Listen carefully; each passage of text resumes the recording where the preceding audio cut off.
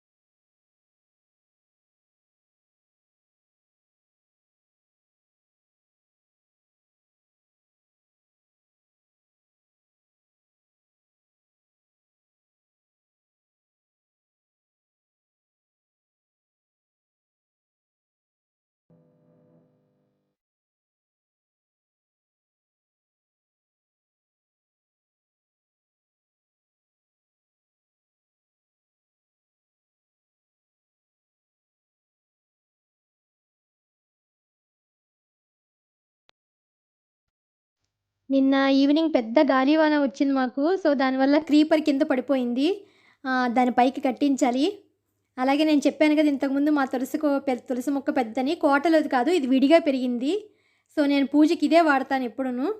చాలా పెద్ద మొక్క, ఎంత పెద్ద అంటే గుబురుగా ఉంది. అంటే ఇక్కడ వీడియో తీసేంత నాకు ప్లేస్ లేదు యాక్చువల్గాను, కానీ చాలా పెద్ద మొక్క.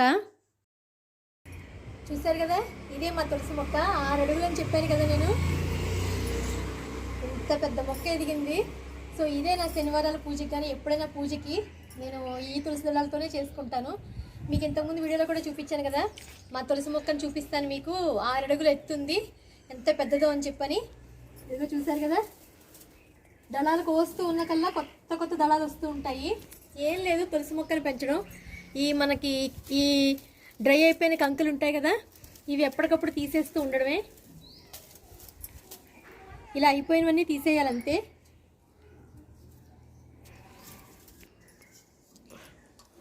తులసి దళాలు గుబురుగా పెరగాలి అంటే ఇక్కడ చూసారు కదా, ఇలా మొదలు ఉన్నవన్నీ ఇలా తెంపుతూ ఉంటే కొత్త పక్క నుంచి వస్తాయి.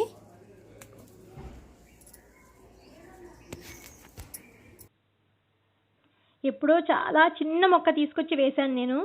అది కాస్త ఇప్పుడు ఇంత పెద్ద వృక్షంలో అయిపోయింది. అంటే మీకు వీడియోలో కానీ ప్లేస్ లేక చాలా పెద్దది గుబురుగా అయింది. ఇంకా నేను సరిగ్గా పోషణ చేయట్లేదు. అంటే ఓన్లీ పూజకు మాత్రమే వాడుకుంటాం దీన్ని మేము. సో అందుకని ఎవరు తెంపినా పర్వాలేదు. అలాగే కంకులు బాగా వచ్చేసినవన్నీ, డ్రై అయిపోయినవన్నీ తీసేస్తూ ఉండాలి. తలకాయలు కూడా కొంచెం మనం కట్ చేస్తూ ఉంటే మొక్క గుబురుగా పెరుగుతుంది బాగాను. అంటే మనం పైనుండే కొంచెం పైన కొత్తగా వస్తాయి కదా తలకాయలు అంటాం, అవి మనం తుంపుతూ ఉన్నప్పుడల్లా పక్కకి ఇంకా కొమ్మలు అవి బాగా వచ్చి చాలా గుబురుగా పెరుగుతుంది. ఎప్పుడైనా తులసిమాలకి పూజకి మేము ఇక్కడే కోసుకుంటూ ఉంటాను నేను. అందులో కొంచెం కోసుకుని తీసుకొచ్చాను. అలాగే పూజకు కూడా అన్నీ రెడీ చేసేసుకుని దీపారాధన చేసి మళ్ళీ గోవిందనామాలు కూడా ఇంకొకసారి మళ్ళీ ఒకసారి తుడిచి కొత్తగా గోవిందనామాలు పెట్టాను. అలాగే వడపప్పు, పానకం అన్నీ రెడీ చేసుకున్నాను. ఇవాళ పువ్వులు కొంచెం తక్కువగా ఉన్నట్టు అనిపించింది నాకు, ఎక్కువ మందారాలు రాలేదు. సో దీపారాధన అన్నీ అయిపోయి మామూలుగా పూజ చేసుకుంటున్నాను నేను. ఎప్పుడు ప్రతి శనివారం ఇంతకుముందు మా వారు కూడా నేను ఆయన కలిపి ఎక్కువ శనివారాలు పూజ చేసుకుంటూ ఉండేవాడు. ఎందుకంటే ఖాళీ దొరికేది అప్పుడు కదా. సో వెంకటేశ్వర స్వామి ఆయనకి ఇష్టం అని చెప్పి నేను ఇంతకుముందు కూడా వీడియోలో మీకు చూపించాను చెప్పాను కదా. సో ఇద్దరం కలిసి ఎక్కువ పూజ చేసుకుంటాము.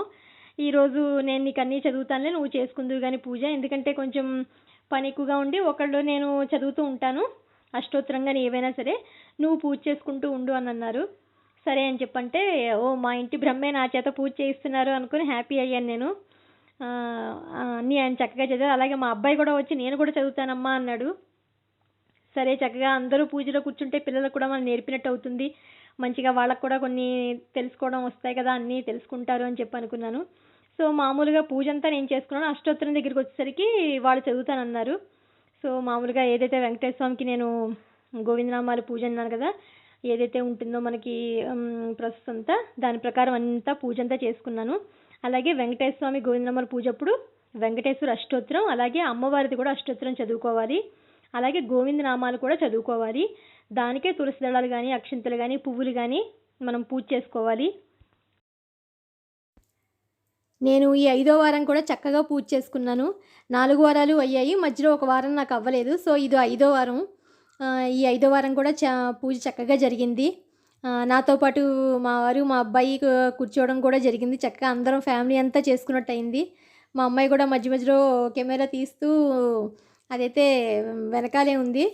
సో చక్కగా పూజ అయితే బాగా జరిగింది. అలాగే మీ అందరికీ తెలిసిందే, నేను ఒక అన్నమాచారి కీర్తన కూడా పాడాను, వెంకటేశ్వరం సంబంధించింది. మా గురువుగారి పుణ్యమా అని చెప్పని ఏదో 4 పాటలు పాడుకునే అదృష్టం కలుగుతుందని నేను ప్రతిరోజు అనుకుంటాను.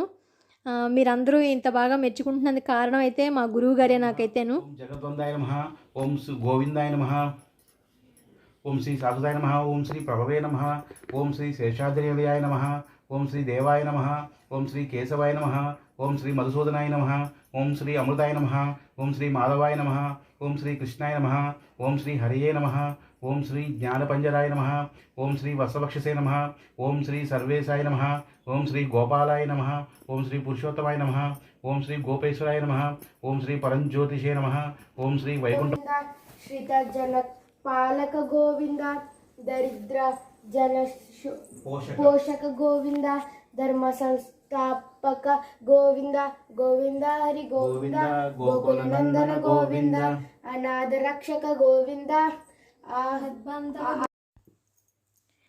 శరణు శరణు సురేంద్ర సన్నుత, శరణు శ్రీ సతి వల్లభా, శరణు రాక్షస గర్వ సంహర, శరణు వెంకటనాయక, శరణు శరణు. కమలధరుడును కమలమిత్రుడు, కమల శత్రుడు పుత్రుడు, క్రమముతో మీ కొలువుకిప్పుడు కాచినారెచ్చరికయా, శరణు శరణు.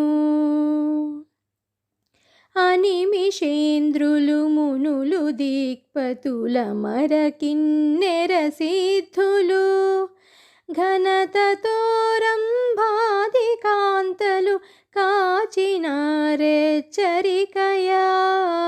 శరణు శరణు ఎన్నగల ప్రహ్లాద ముఖ్యులు నిన్ను కొలువగవచ్చిరి విన్నపము వినవయ్య తిరుపతి వెంకటాచలనాయక మా విన్నపము వినవయ్య తిరుపతి వెంకటాచలనాయక శరణు శరణు సురేంద్ర సన్నుత శరణు శ్రీ సతి వల్లభా శరణు రాక్షస గర్వ సంహర శరణు వెంకటనాయక శరణు శరణు శరణు శరణు.